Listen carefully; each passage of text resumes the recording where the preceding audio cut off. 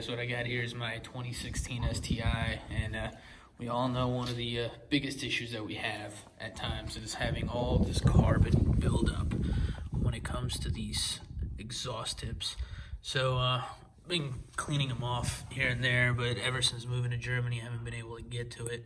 So I just thought I'd give you guys a quick look at how to clean them up.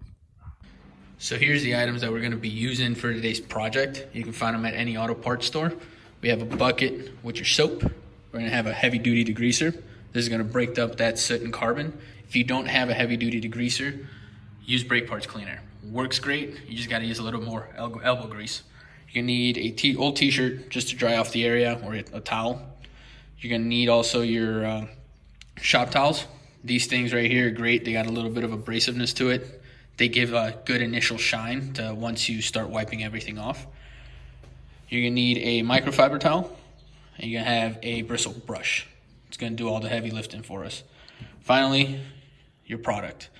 This is the polish that I use, Mother's Mag and aluminum polish. It's worked great for me in the past, and I'll probably keep continuing to use it in the future, especially since it lasts quite a while.